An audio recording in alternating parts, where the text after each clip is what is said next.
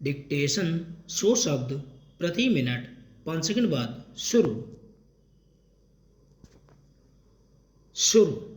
लोकसभा की एक विशेष समिति ने अपनी रिपोर्ट में प्रधानमंत्री आवास योजना के तहत बन रहे घरों की धीमी रफ्तार पर चिंता जताई है।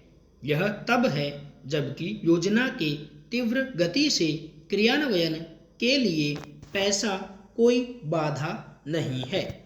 इस योजना के लिए बजट में साल दर साल इजाफा हुआ है।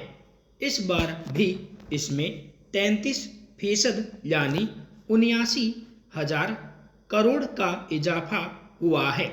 ऐसा नहीं है कि गरीबों और बेघरों को पक्की छत मुहैया कराने वाली इस योजना की सुस्त चाल पर पहली बार चिंता जताई गई है। केंद्रीय ग्रामीण विकास मंत्रालय ने 2020 में ही इस योजना के क्रियान्वयन में आई नाटकीय सुस्ती का संज्ञान लेते हुए कहा था कि योजना के तहत स्वीकृत और बनकर तैयार हो चुके घरों के बीच का फासला 31,20,000 तक पहुंच चुका है।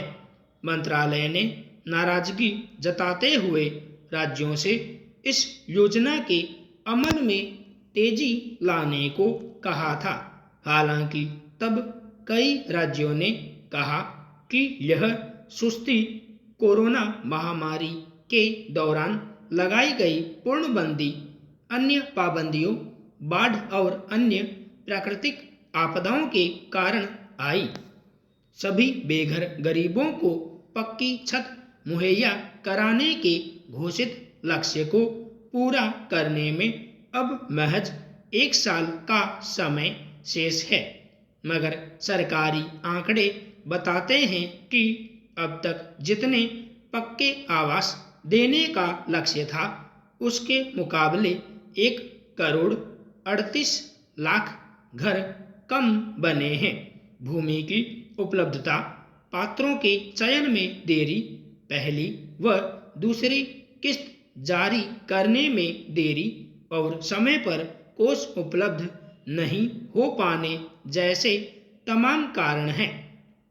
इस मसले पर समिति ने अपनी एक सिफारिश में कहा है कि मंत्रालय तय लक्ष्य को प्राप्त करने के लिए समय समय पर आवास निर्माण की परियोजनाओं की समीक्षा करें और उन कारणों की पहचान की जाए जो परियोजनाओं में देरी की वजह बन रहे हैं। यह सुझाव दरअसल देश में तमाम योजनाओं के संदर्भ में बेहद उपयोगी है, क्योंकि इस समस्या के हल का यही सबसे बेहतर रास्ता है।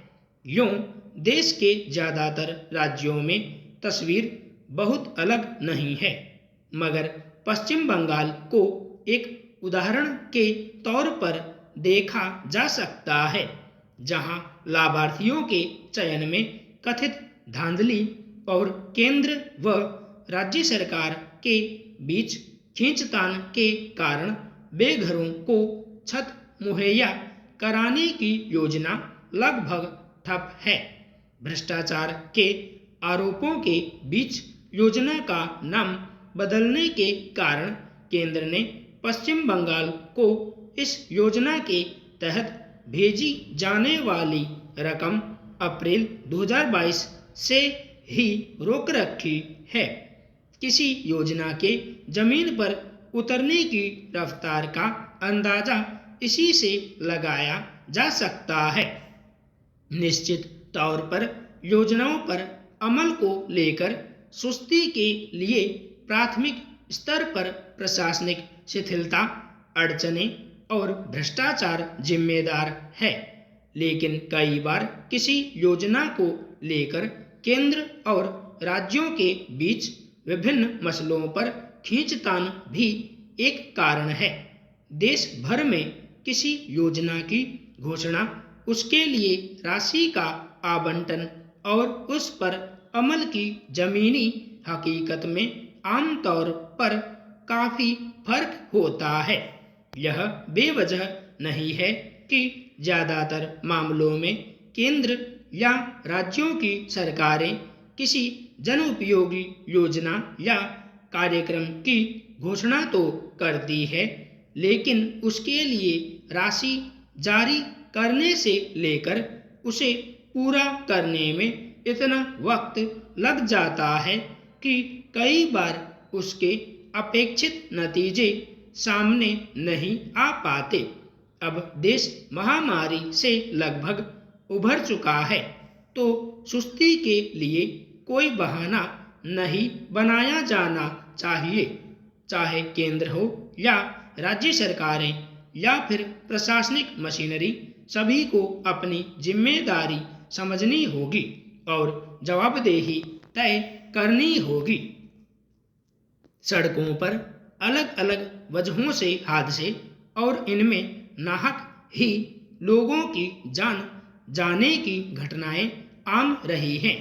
इस पर चिंता जताने से लेकर यातायात व्यवस्था में सुधार के उपाय किए जाते रहे हैं, लेकिन एक विचित्र प्रवृत्ति यह देखी जा रही है कि कोई व्यक्ति जानबूझकर न केवल नियम कायदों को धता बताकर वाहन चलाता है, बल्कि जांच या किसी अन्य वजह से रोके जाने पर आपराधिक तरीके से अराजक हो जाता है और किसी व्यक्ति या वाहन को जानलेवा तरीके से टक्कर मारने या काफी दूर तक घसीटने तक की हरकत कर बैठता है।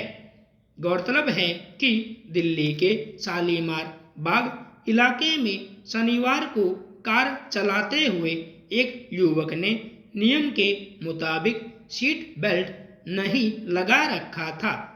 जब एक यातायात पुलिसकर्मी ने उसे वाहन रोकने का संकेत किया तो उसने उसे टक्कर मार दी।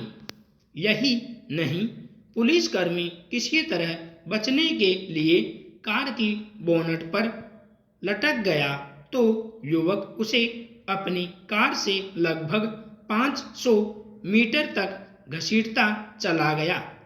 किसी तरह उस कार को रोका गया और पुलिसकर्मी का जान बच सकी। यह समझना मुश्किल है कि कोई आम आदमी भी ऐसी हरकतें क्यों कर बैठता है जो कानूनन गलत और अपराध हैं। दरअसल इस घटना में कई ऐसे पहलू हैं जो इसे किसी हादसे या अचानक प्रतिक्रिया से अलग करते हैं। कार या कोई निजी वाहन रखने के साथ उसे चलाने से संबंधित सभी नियम कायदों की जानकारी रखना और उस पर अमल करना एक सहज सलीका होना चाहिए। यह न सिर्फ यातायात व्यवस्था को सामान्य बनाए रखने के लिए बल्कि खुद वाहन में सवार सभी लोगों की सुरक्षा के लिए भी जरूरी है। मसलन कार में सीट बेल्ट पहनना इसलिए जरूरी है ताकि दुर्घटना या अन्य स्थितियों में वाहन में मौजूद लोगों को होने वाले नुकसान की आशंका को कम किया जा सके।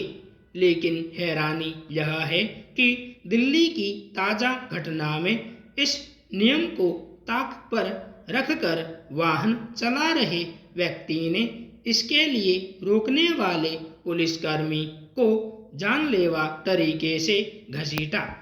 यह अपने आप में सड़क पर नियम कायदों के मुताबिक वाहन चलाने के बजाय कुछ चालकों के भीतर बढ़ती अराजकता और आपराधिक प्रवृत्ति का संकेत है।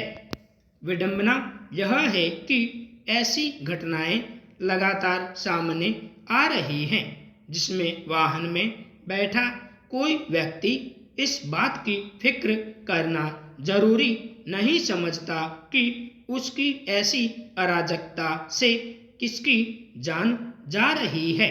वाहन की जांच या नियमों के उल्लंघन पर रोकने की कोशिश करने वाले पुलिसकर्मियों को भी घसीटने के कई मामले सामने आ चुके हैं। संपूर्ण विराम।